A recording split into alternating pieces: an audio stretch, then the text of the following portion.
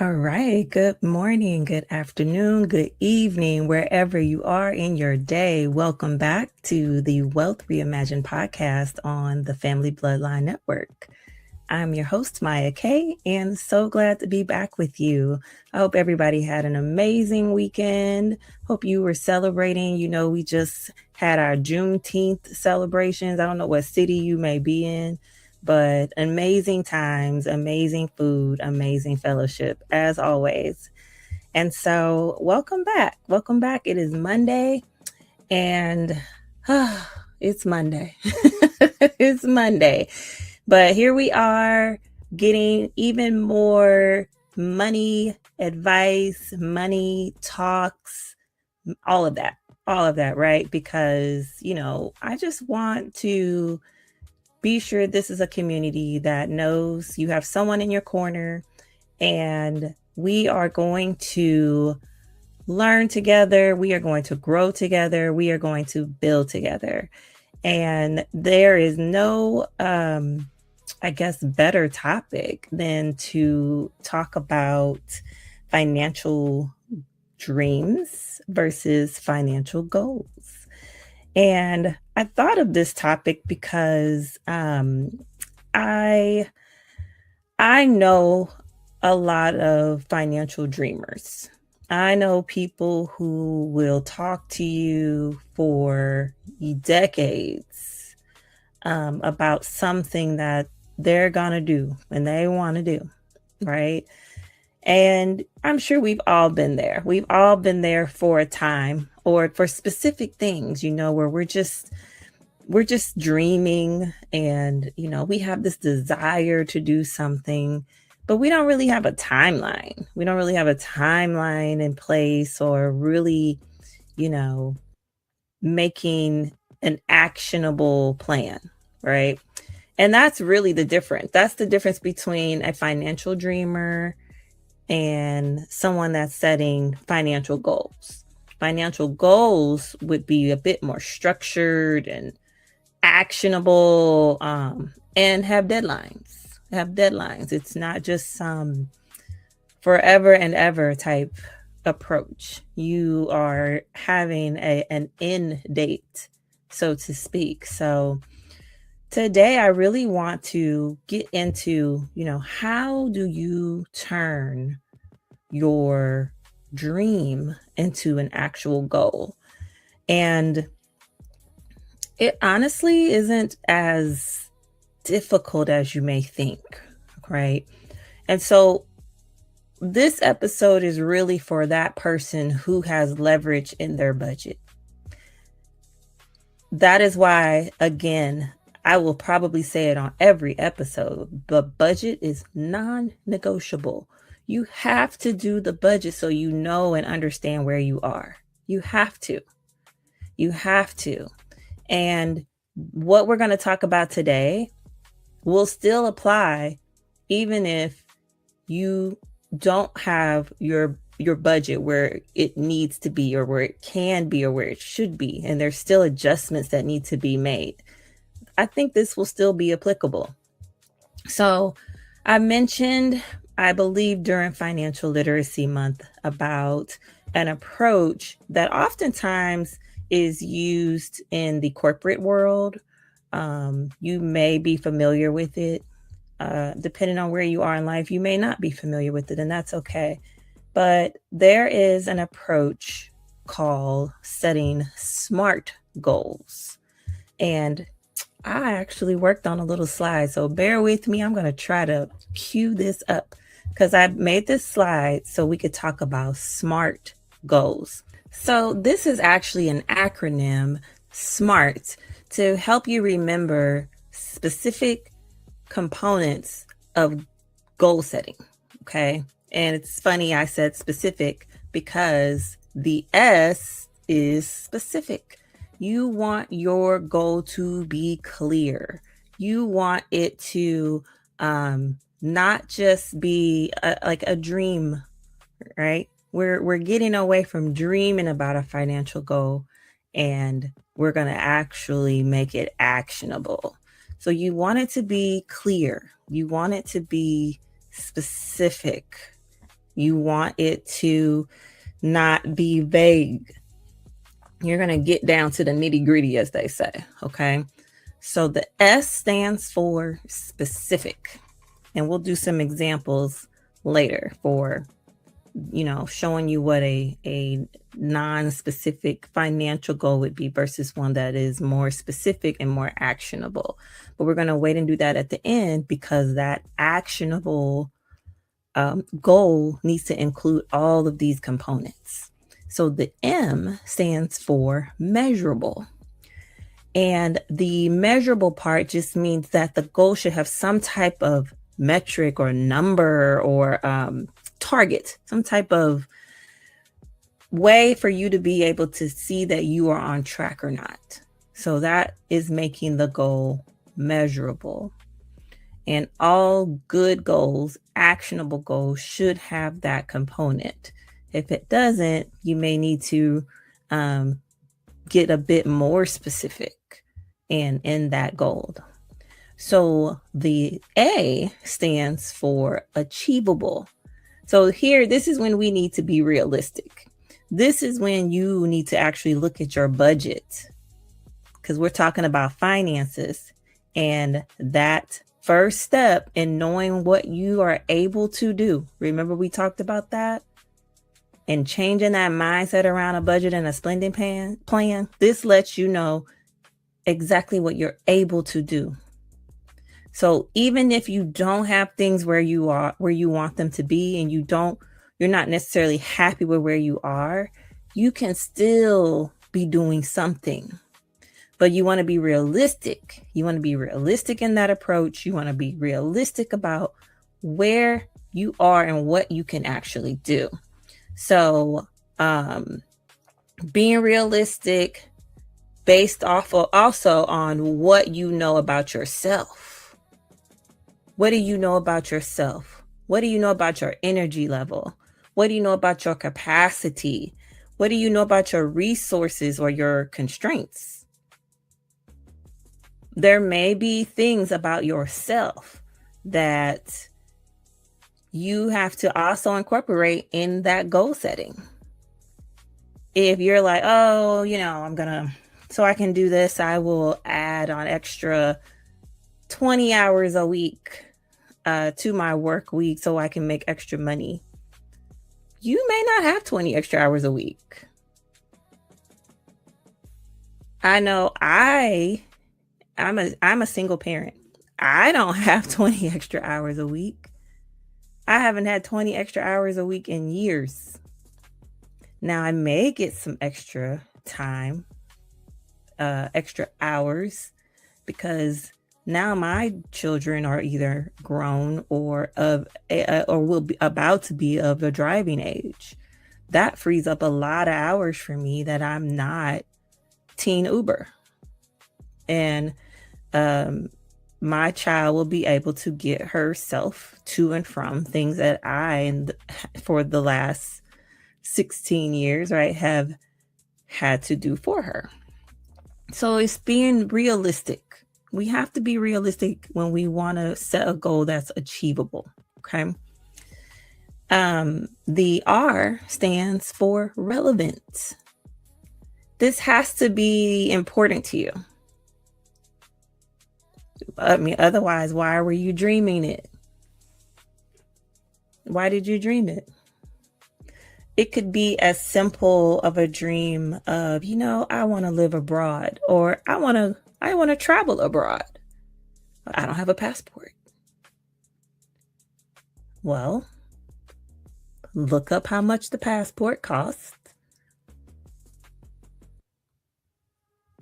and set a goal, an achievable goal at that. So it's all about, why is it important to you? And is it something that aligns with a greater financial dream or vision that you have for your life?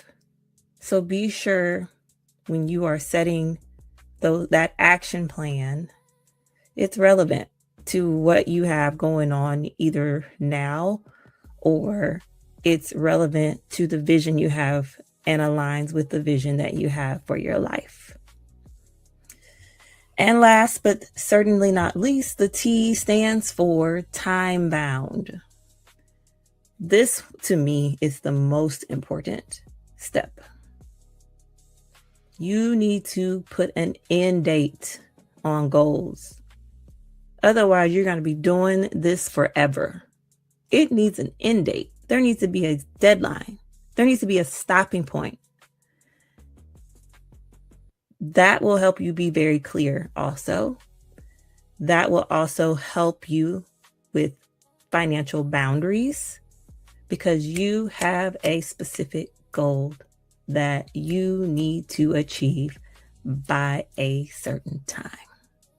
The time-bound piece for me, the icing on the cake. And that's why I don't, the whole New Year's resolution thing, where, I got a year to do this. I think it's better to break that up into shorter time frames. Yes, you have a year, but there's either quarters or trimesters in that year. Break it up sooner so you stay focused. If you got the whole year to do something, you might put it off. That may be why you're a dreamer, because you have allowed yourself way too much time to achieve this. It could probably be done in 3 months. It could probably be done in 4 months. It could probably be done in 6 months.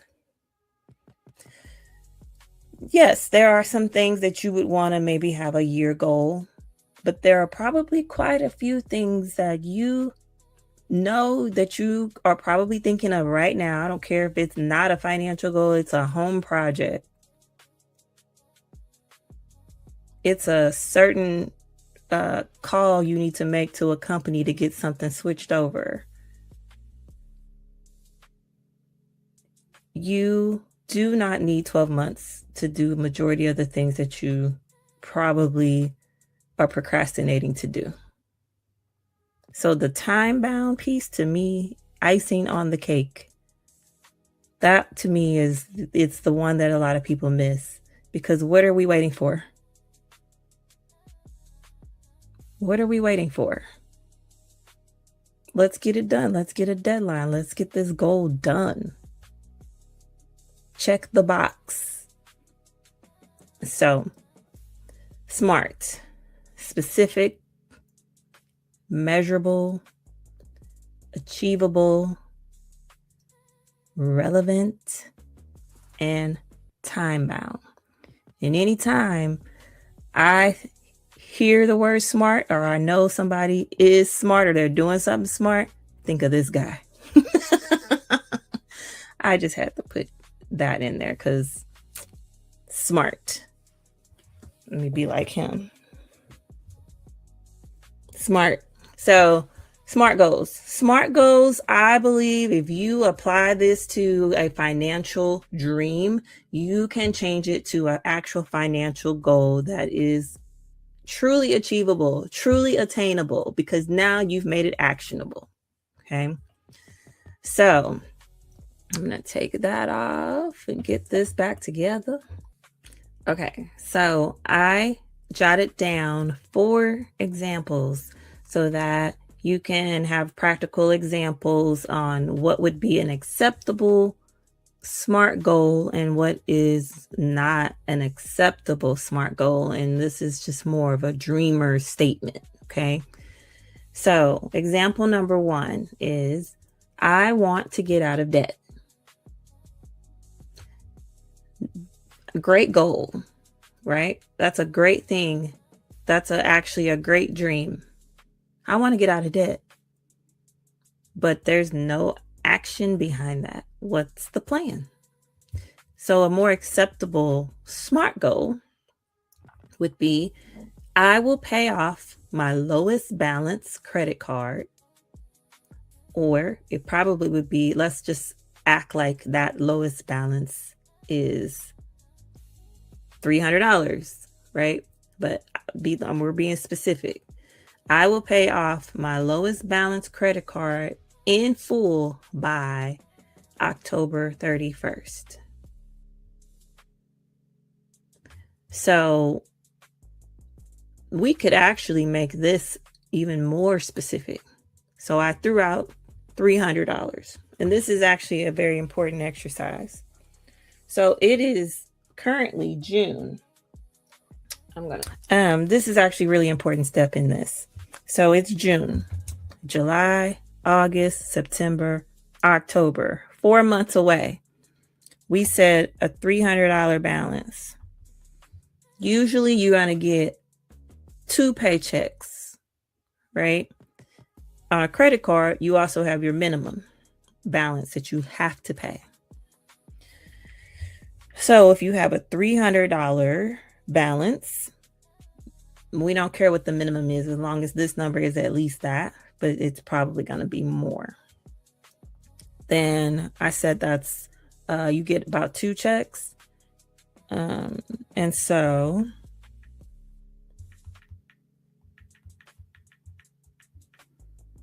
let's just say $40, because 300 divided by 8 is $37.50. I'm just doing it on my phone. $37.50. We'll just round it up to 40, right? So to make this even more specific, I will pay off my fill in the blank credit card with a $300 balance by sending $40 every payday and have this paid off by October 31st. That would be more specific. That would be a SMART goal. Specific, measurable, $40 every paycheck, right? It's achievable, $40 depending on your budget, because some people's budget, they may be upside down, right? And so you would have this goal would have to come later. So $40 for most is achievable. Relevant, absolutely. Getting out of debt, you don't want debt, especially not revolving credit card debt. You don't want to be carrying that. So it is absolutely relevant, because debt strips you from being able to do so much, especially credit card debt. I know, because I was in it. I was in some credit card debt. Oh, wee. And what actually woke me up with my credit card debt was moving up and having more opportunities in my career and maybe making a little bit more money here and there. But I was still struggling. And I said, this don't make no sense. This don't make no sense. Why am I still struggling like this, but I'm making a little bit more money? Now, yes, the cost, there's inflation. I'll just sum it up. Yes, there is inflation. Yes, the cost of living goes up every year. The cost of goods go up every year. Yes, those things happen. Yes. But what doesn't have to be a constant in my life, and it does not have to be a constant in your life either, is debt. Debt does not have to be a part of your financial journey. It does not. And so it's a very relevant goal. So, and then the time bound piece of that goal is that I have a deadline, October 31st. So that's example number 1. Example number 2 that I wrote down is, I want to build my savings. Again, a good goal to have, but that is a dream the way that it is written down. I want to build my savings. I'm going to build my savings up. It's not actionable. I want to build my savings. That's a dream. Okay. So we can make this a SMART goal, by saying, I will save $1,000 by setting up automatic transfers of $40 per paycheck for 1 year. So for about $40, if this is assuming you're paid bi-weekly. So you got 26 pay periods in the year. You can save $1,000. And think about it. Think about, this is something that I thought about later, like too late in life. $40, when you first start working, $40 per check is not much compared to what you're going to go do with your check when you're newly working, right? So had I at least been doing $1,000 a year, which you could be doing way better than that, right? But if I had been doing at least $1,000 a year, and I think about how long I've been in the work field, I've been in the workforce, right? And I was like, dang, if I would have just did the $1,000 a year. So for my job, I've been in about 24 years. I would have had $24,000, right? $24,000, depending on what you do with it, could be so much more. So much more, because it should not just be sitting in a regular old savings account. It could be getting invested. It could at minimum be in a high yield savings account. So just being able to break those goals down into a smaller chunk makes it very much more achievable. But that I use the $1,000 example because the $1,000, remember, is your starter emergency fund. And so if you don't have that yet, which I highly, highly, highly encourage you to get it, because that $1,000 starter emergency fund is your ticket to stop using credit cards. We want to get away from using credit cards incorrectly. Credit cards have a purpose in your financial tool belt. They do. But you got to use them correctly. And so if you're carrying debt on a credit card, that means you're not using it correctly. And you are in debt. You are in revolving credit card debt. The worst kind. Interest rate out of control.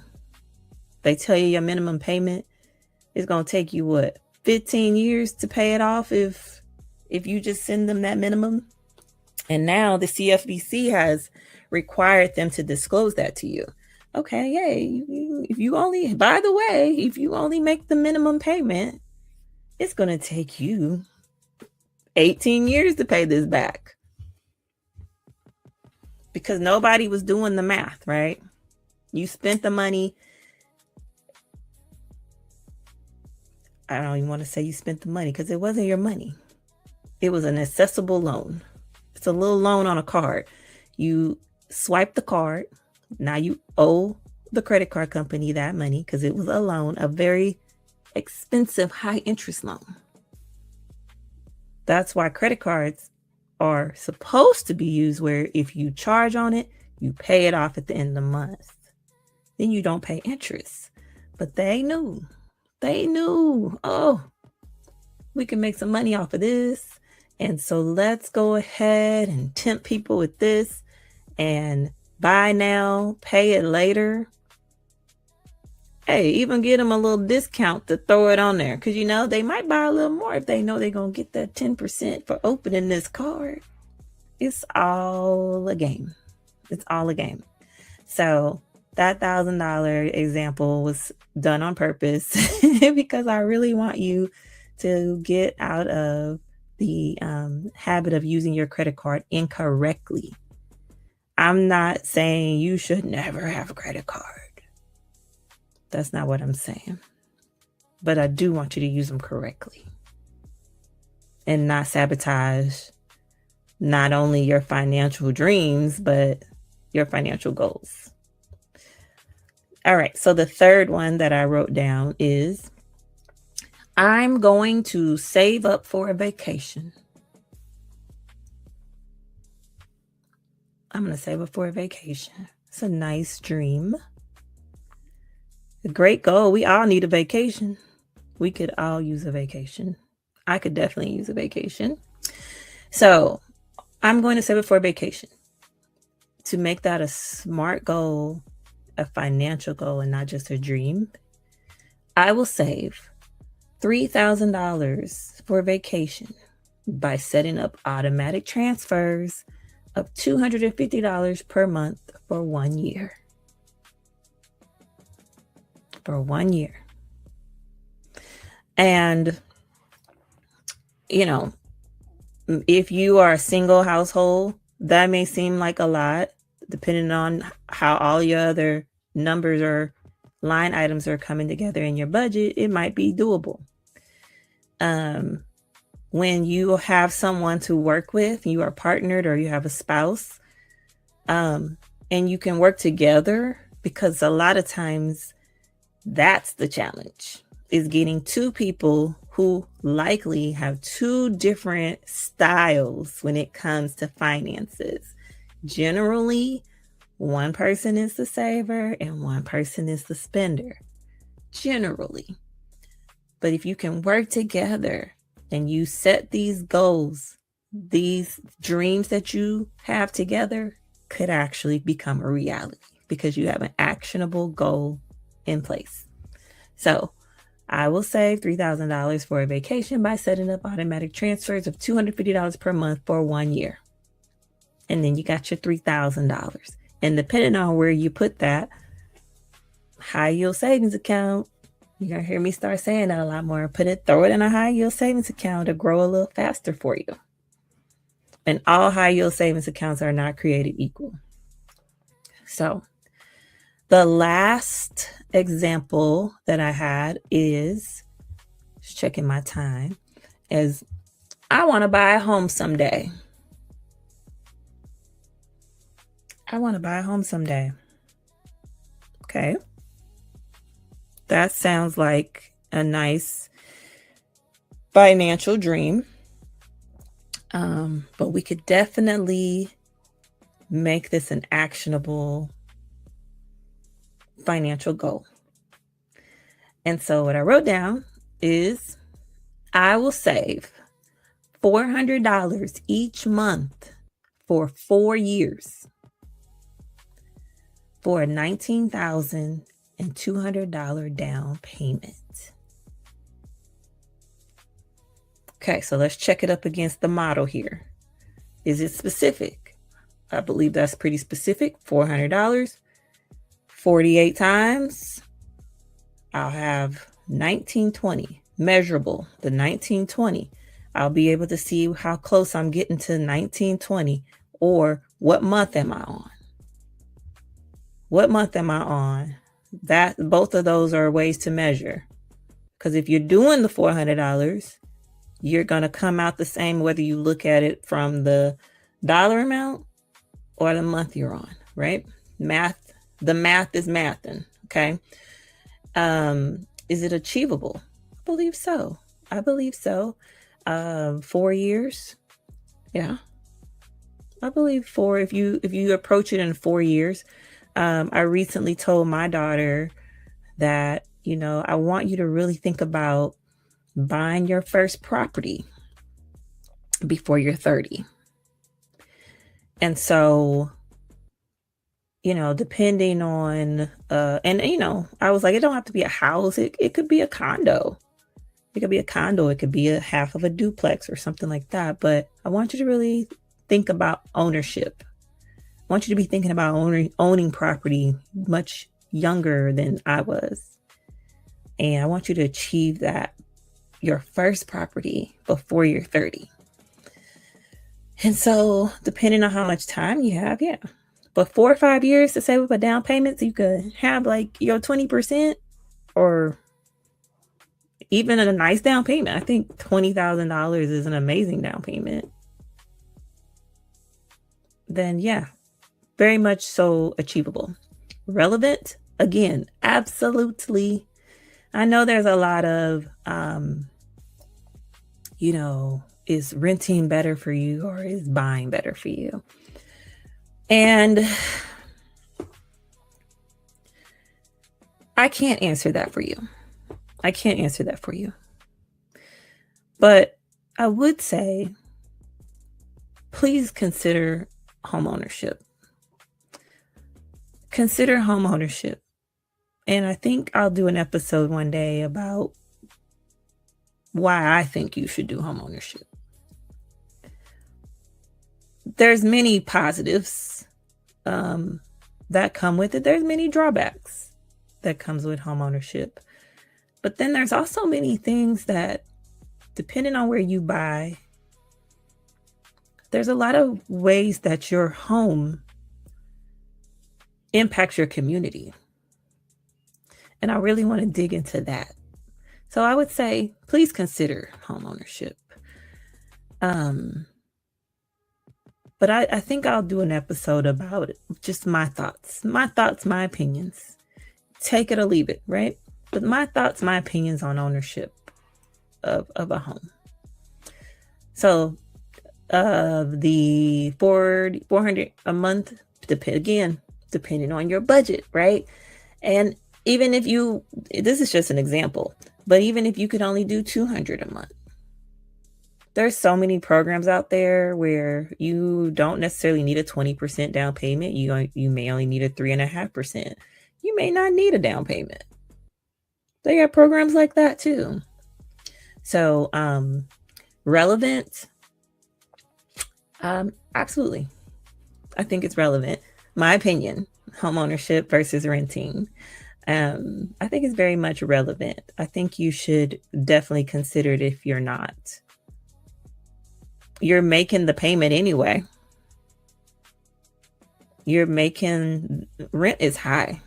Rent is high nowadays. And if it's cheap, it's probably not in a great area where you're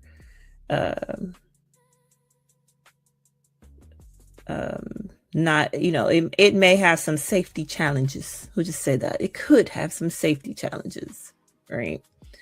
And that's more for the young folks. The young folks that's out here I'm going to get me an apartment and all that, and all I can afford is this. Well, baby, let me tell you, it's a reason why it's affordable. And you might want to consider an extra 150. Can you swing an extra 200 for a little peace of mind? So you don't got to worry as much about stuff. Crime happens everywhere. It happens everywhere, I know. But it might mitigate the amount depending, right? So anyway, my opinion, take it or leave it. And is that time bound? It absolutely is, because I said 4 years. You can make it 5 years. You can make it 2 years. It really, again, it just depends on you and what your budget allows. And being relevant is also a part of being realistic. What can you do? Are you able to save up more aggressively because you don't have as much debt, or you don't have as many responsibilities yet? If you're a young person, are you still staying at home? And so you can be super aggressive. Even if it's 4 years, you could maybe do more than $400 a month because you stay home. You don't have anything. You're not paying for anything other than what you want to. And so make this something you want to do. Get you a property. Get you a condo. Get you a condo. It's yours. You own it. You're already making a payment. You might as well be building equity in something that is yours. So that's really all I have, and that's my time. I'm a little over on time, but I hope this was helpful. If there was anything you got out of this episode, please like, subscribe, and share it with someone, because again, I just want to be in your corner. I want to create a community where the foundation blocks are built. The foundation blocks are built so that you can achieve true financial peace and wealth. And once you have those financial blocks in place, you would be so surprised how easy things will come. But you have to do your part. You have to do your part. You can't just sit back and dream. You can't just sit back and oh, I wish, and it would be so nice. And one day I think I will. You got to put action behind it. You have to put action behind it. You got to show up and put some skin in the game and do your part so that you can reach your financial goals. So with that, I will let you go on with the rest of your Monday. And again, thank you so much for tuning in and hanging out with me and listening and just, starting a week out thinking about, the money and the spending and the savings a little differently. Go ahead and set some goals if you haven't, think of 3 maybe financial goals that you want to do. And then pick the one that's the most attainable and knock it out first. It's always good to experience a win. So the one that's the most attainable, the easiest to do, do it. Do it. List it out, write it out as a SMART goal, and knock it out. Knock it out the park. So that's my time. I'm your host, Maya K. Thank you again for joining me, and I will see you next time. Bye.